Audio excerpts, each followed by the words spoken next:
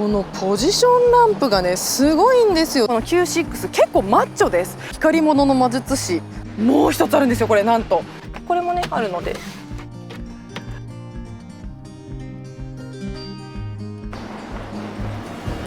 はい、皆さんこんにちは。自動車ジャーナリストの今井優希です。今日ご紹介するのはこちら、アウディの Q6 e-tron クアトロアドバンストでございます。e-tron ということで EV です。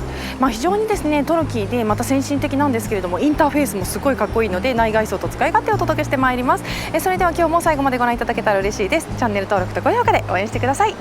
自分で施工でこの効果、シラザン50。さあ、それではフロントフェイスです。もうアウディ Q6 e-tron、顔がすごいです。今回ですねポルシェと共同開発をしました PPE という新しいプラットフォームを使ってるんですけれども、もう顔の先進感が本当にすごいので、そのプラットフォームに乗っかるものも気合い入ってるなっていう感じがします。まずアウディといえばのシングルフレームグリル、これがですね全部クローズドになってます。ハニカム柄がめちゃくちゃかっこいいんですけれども、このねかっこ悪い日本のナンバーがもうどうしようもないんですけれども、これがね邪魔しないぐらいに押し出し感があるんですよ。実はここが2列になっていて、ここがですねこのセンサーの入っているこの部分がそのガンメタで、ここがですねちょっとこう立体的な造形が中に入ってるみたいな感じで、つるん造形みたいな感じでずっとつながってます。そしてフォーリングスはこのようにですね真っ白になってますね。黒い縁取りに真っ白になってるので、ここも先進的です。これこそナンバーの弊害かもしれないんですけれども、こん小さくねe-tronって入ってます。多分欧州ナンバーだとねもうちょっとこうe-tronの文字が目立つんでしょうけれども、このように入ってますね。電気自動車ですので、先ほども申し上げた通り非常にクローズドです。ここのその下のインテークのところだけ、ガバッと開いてるんですけれども、これ開いてるように見えて中もね閉じてあったりとかするんですよね。でこれはですねその速度によって開いたり閉まったりする可変のフラップが使われているというようなイメージです。実はここもですね開いてるように見えて閉めてあるはめ殺しになってるんですよね。でここの過色もここと同じですね、ハニカムを引用で使っているといったようなイメージです。面白いのがこのライトかなと思います。どうやって光るのって思いますよね。もう後でお見せしますけど、ライトのユニットの中がすごいんですよ。はい、それではですねライトを今ハイビームにしてます。そして右左、このポジションランプがねすごいんですよ。つぶつぶつぶキラキラキラみたいなね、一時やっぱり光り物といえばアウディと言われてましたけれども、その実力健在ですね。すっごい繊細な細かいピクセルみたいなやつが一個一個光るみたいな感じでね、すごく繊細です。これが集合体になっているっていうね不思議な光り方をしますが、すごい存在感ありますよね。はい、そしてターンランプはこのようにつくといったような感じです。これもまたすごい光り方です。はい、サイドビューです。サイズ的にはですね BMW の iX と同じような大きさになっているんですけれども、この BMW の iX のつるんとしたプレーンなデザインに比べまして、アウディのこの Q6 結構マッチョです。すごくですねこう肉付きというかね、この前のフェンダーもそうですし、後ろのこのラインもそうですし、結構ね強いデザイン、強いこう押し出し感っていうのを表現してるんですね。特にこの下のあたりの褐色は割とくびれもくっきりしてますし、膨らみも極端につけられていると言ってもいいと思います。でここにですねe-tronの文字が入っておりまして、これもまたですねとっても下の接地感っていうのを感じさせます。ここもすごく強いです。ライトからつながるこの部分もものすごい分厚いんですよね。で実はボンネットもですね非常に膨らみが強く陰影が強いです。すごくこの厚みっていうのを感じさせるんですけれども、さらにですねここにへこませたラインをつけることで、この目がですねドーンと通っているみたいな、骨格が通っているみたいな感じのデザインになってます。このルーフラインに関しては後半にかけてやや傾斜をしている状態をとってますけれども、この窓のですね黒いトリミングがリアのウィンドウまでつながっているというですね、余計にこう長く伸びたような引き伸ばされたようなデザインになってるんですよね。だからここそんなに傾斜してるわけじゃないんですけれども、すごく強く傾斜してるように視覚的に見せてます。だからすごくスタイリッシュで都会的に見えます。そしてここですね、ものすごくボコッと盛り上がってるので、フェンダーが V スターになってるよみたいな感じのところを視覚的に表しているといったようなデザインになってます。このボリューム感っていうのは好きな人多いんじゃないでしょうか。ここね、この辺のボリュームのつけ方がすごいんですよ。すごい急だし、ものすごくアグレッシブですよね。はい、それではタイヤとホイールです。EV の割に割と空いてるデザインだなっていうのが印象です。でここもですね、切削とペイントの2色を使ってるんですけれども、切削の上にですね、切削面がすごく多いです。でここの上のクリアがすごく綺麗なので、回った時により白く見えるんじゃないかなというふうにも思わせます。そしてこのタイヤなんですけれども、トランザ使ってますね。で結構ね厚みがあるんですよ。255の50の20インチなので、他の例えば BMW とかの iX と比べると扁平は割とあります。ですからちょっとこうもちっとしたね、柔らかいようなみたいな話は地上編でお話ししていきましょう。さあそれではリアビューです。アウディらしいプレーなデザインなんですけれども、ここですね、やっぱ光り物の魔術師アウディ、ここですね一本に貫きまして、非常に存在感のあるリアビューを作ってます。ここで分断されることによって存在感がより増しますよね。上のボディカラーの外板と下の大きな外板と、それからさらにですねこの下のパネルと合わさってですね、結構デザイン要素がですね重なることによって線の要素が強いんですけれども、もうパッとこう見た目にね、アウディって分かるような強い印象っていうのを持たせます。こうなると光ったところが見たいと思うんですけど、はい、もうライトついてるかなと思います。ハザードつけました。一直線ズバーッと光っていて、このターンランプもですねこう流れるねターンランプです。元祖流れるターンランプ、これ初めて作ったの実はレクサスなんですけれども、これねやっぱりアウディってこういう光り物執念感じますね。そんなデザイン要素が多いんですけど、光ると余計にまとまり感が出るのがすごい不思議ですよね。さあそれではラゲッジ開けてみたいと思います。いやこれまた広いですね。ちょっとですねバッテリーでしょうか、座面の奥のところが斜めになっているんですけれども、奥は広くて結構使いやすそうです。欧州車らしくしっかりとトノカバーも高級感のあるものが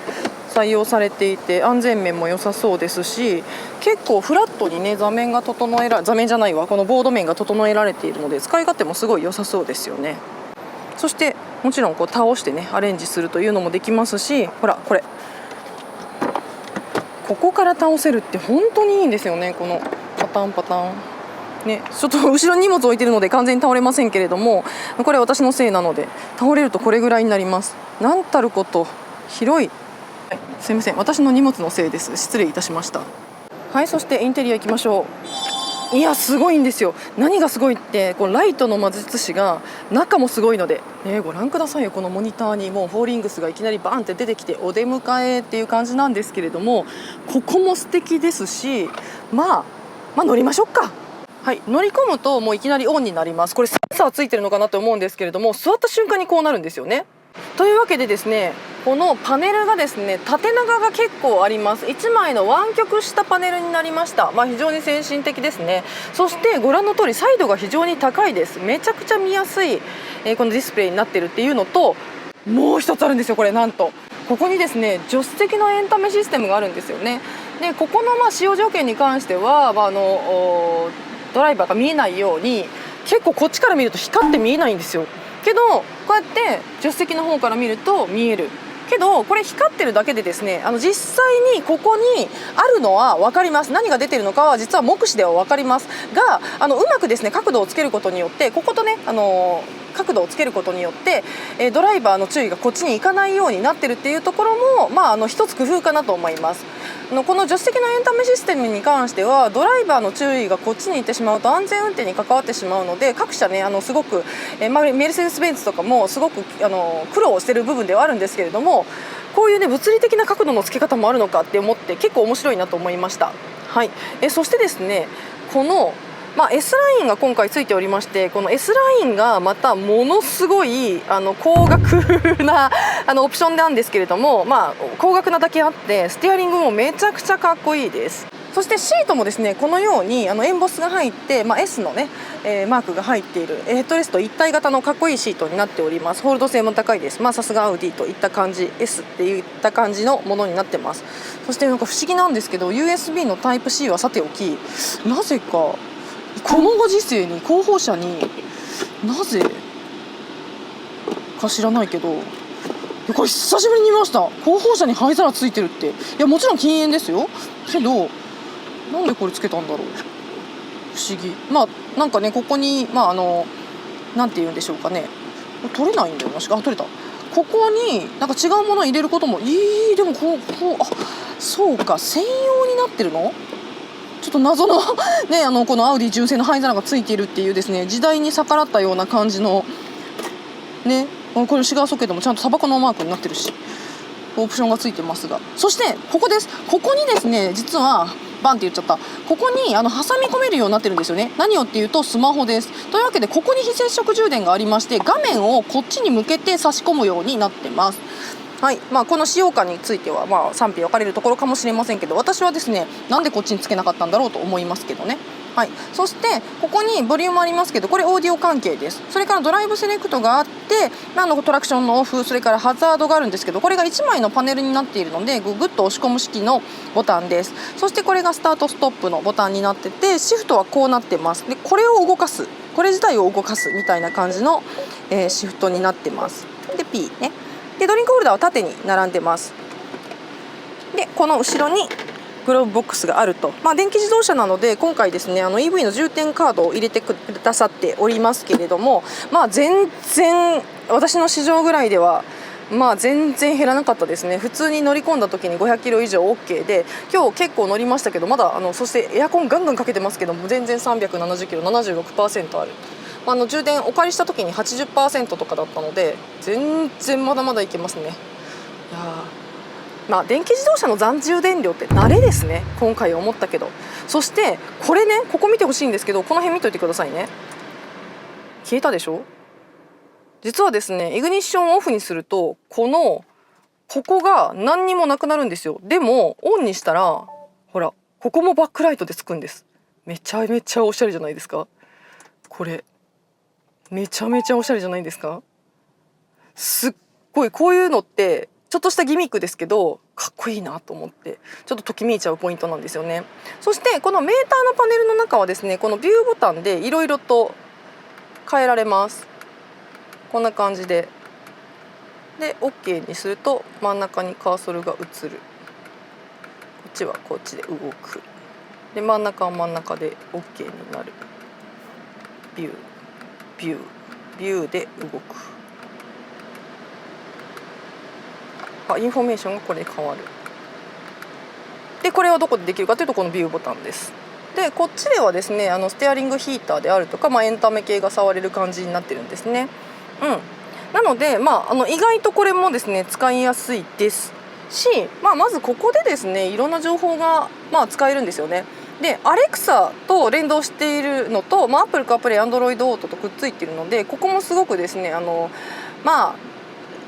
ガジェットライクに使いやすいですよね。あと YouTube 見れたりとか、それからダゾーンカーとかねあったりとかするっていうね感じです。でもちろんですね、ほらこれ誰のセンスでこれが出てくるのかちょっとよくわからないんですけど、この充電に関するディスプレイとかはアウディはやっぱりその電動化のモデルを出すのがe-tronに取り組むのが非常に早かったので、この辺の充電のインターフェースであるとか、それから充電スポットを探すのとかはすごくインターフェースとして綺麗です。で急速充電器を検索したりとかいうこともできます。でこれはアウディのジャパンの場所なんですけれども、ここのそばで例えば充電スポットを探そうと思うと 100kW ありますよとかいうのが出てくるんですね。で 150kW もあります、150kW もありますみたいな感じで、充電スポットを探すことが可能ですと。でこの到着地までの充電スポットの検索がアウディの場合は結構前からやってるので非常に使いやすいですよというところもポイントかなと思います。ストア、これアウディのあれか、店舗か。あとはナビであったりとか、こういったものが選べる、非常に使いやすいですし、なんて言ったって本当に綺麗ですよね。とってもおしゃれだと思います。あとですね、そのドアのパネルのこのパネルもすごいおしゃれなんですけど、ここでですね、例えばライト、ヘッドライトのオートと、手動とオートを変えることもできます。今消灯になっていて、こうするとオートになったりとかして、ちょっと光って見にくいかな。はい、こんな感じでですね、オートとかと切り替えができるようになってるんですね。で、あとはフォグのフロントのフォグとかリアのフォグとかもここで選べて、これがですねドアのパネルにくっついてるっていうのがまたおしゃれです。で、この底面をうまく活かしてるので、ドライバーからしてもちょっとこっちに傾いてて見やすいっていうメリットもありますね。で、チャイルドロックも分かりやすくついているといったような感じです。で、そこの後ろにウィンドウのユニットがついていて、下にはですねラゲージを開けれるようになっているというようなイメージです。そしてね、このインターフェース何がすごいかっていうと、このアンビエントライトなんですよ。このぐるって囲んでるアンビエントライトで、ここにもバックライトが入ってるんですけど、ちょっと行きますね。ほら、今ハザードつけたらこんな感じで、分かります？こことここ光ってるの。ウインカー出すと右側だけ光ったり左側光ったりとか、あとねブレーキ踏んだ時に、加速してる時にブレーキ踏んだらここが赤になったりとか、これが ADAS と連動していたりとかして、非常に視覚的にですね先進的だなっていうような細工がなされています。またですね、ちょっと映ってなかったかもしれないんですけど、乗り込んだ時に実はですね、ここにほらほら今シャーって今出たでしょ。あんな感じでパーキングとかに入れたり降りる時にですね、このアウディのですね白と赤の模様が横にさーっと流れるみたいなヘッドアップディスプレイのウェルカムランプというかね、ウェルカムディスプレイがあったりとかして、そこもね非常に面白いなと思いました。はい、そしてリアシートです。ちゃんとですねここにこうシールドがあったりとかしてすごく使いやすそうなのと、アウディらしいですね、しっかりとしたリアシートになってます。ここは本当にねシンプルで、なんかあんまりめちゃめちゃ工夫があるなみたいな感じではないんですけれども、質実剛健というかね、本当にシンプルね、なんかこう潔いまでにこう何もないみたいな感じのリアシートですね。はい、ちょっと暗くなっちゃいましたけれども、実際に乗ってみるとこんな感じです。非常に足元ゆったりしてますけれども、思ったほど天井も低くないですし、居住性は高いですが、ちょっとシートの形状がですね割とこう背中が動く感じなので、ここは好みが分かれるかな、好みと体型が分かれるかなっていう感じがします。はい、こんな状態ですかね。で、あとその座面の長さはすごいちょうどよくて、これは日本人の体型にも意外と合うかなっていうイメージもします。これもねあるので、でも本当にシンプルですよね。ここまで潔いというか、ここまでシンプルな後部座席って逆にですね使い勝手がいいと思う人もいるでしょうね。すごいミニマルなものが好きな人とかで、ドリンクホルダーも縦にありますし、これももうこれだけの機能っていう感じです。だからすごいミニマライズされているので、見た目にすごく落ち着いては見えますよね。ちょっと体の華奢な人とかだと体が動いちゃうかもしれません。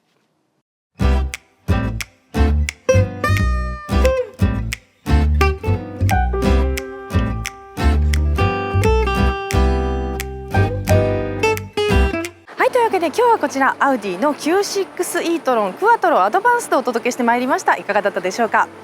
というわけでですね、この後は試乗動画をお届けしますけれども、今のアウディの EV 結構進化してますよね。ぜひですね試乗編もご期待ください。今日も最後までご覧いただきましてありがとうございました。チャンネル登録と高評価で応援してください。自動車ジャーナリストの今井ゆうきでした。バイバイ。